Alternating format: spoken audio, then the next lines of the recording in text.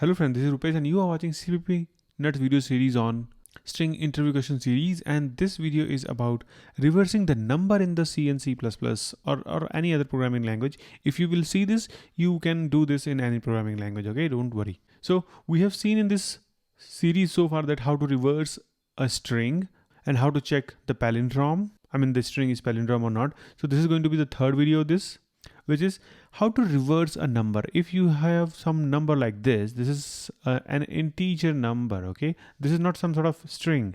This is a number. It's like you have integer I is equal to this 1, 2, 3, 4. Okay, this is your number.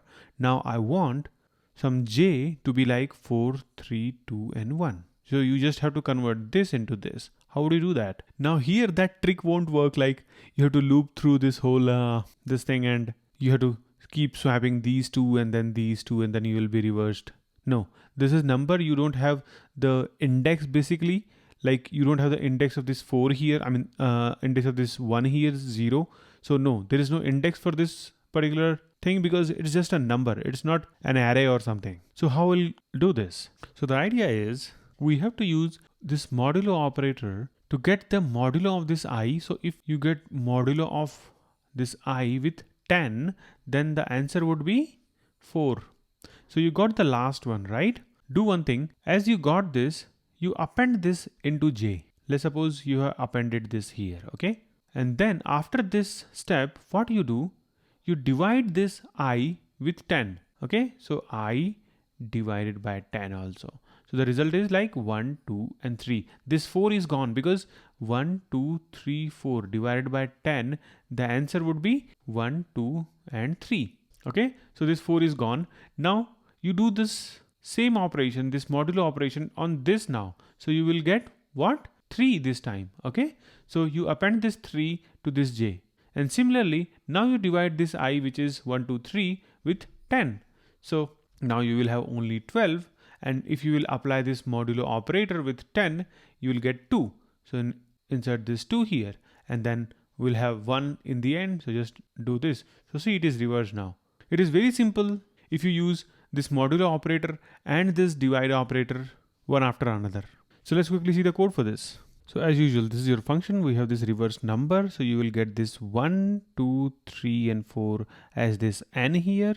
And then we have two variables, reverse, which is the actually result of this one. So we'll return this reverse in the end, and reminder. So reminder is like when you do this modulo operator, I told you, right? And with modulo operator, then the remainder is 4 in the first loop. And yeah, we'll go till n is not equal to 0. So initially n is 1, 2, 3, and 4. And see, reminder is going to be, I'll just write, reminder is going to be 4 because n modulo division with 10 would be 4, and reverse is initially 0.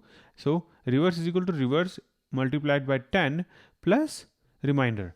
So 0 multiplied by 10 is 0. 0 plus reminder is 4. So answer is 4. So reverse is 4 also. So reverse is equal to 4. Now you divided n is equal to n by 10. So now n is just 1, 2, 3. 4 is gone. Now you do this reminder operation and you get 3 this time. Okay, this 4 is now 3. So reverse is 4. 4 multiplied by 10 is like 40. 40 plus 3 is 43. So we will make this reverse now 43. So this is the logic actually, multiplied by 10, so that you can put 0 in the end, whatever this 4 was there, right? So now you put 0 and then you add this 3 here. So how will you do that? This is the way, like you will multiply whatever the number is with 10 so that this 0 will come in the end, and then you will add this reminder. So this 3 will go and get set here. Okay, so this is the trick, and it is very easy if you know this trick. And then similarly we'll loop back, and this 3 was gone because we divided this with 10. Now only 1 and 2 is there. So this time we will have n modulo 10. This time it will be 2. And then this time this guy is going to be 430. Okay, so 430 plus 2 is like 432. And then we'll divide this n, which is 12, divided by 10. The answer will be 1 now. So this time this guy is going to be 1. And then 432 multiplied by 10 is going to be 4320.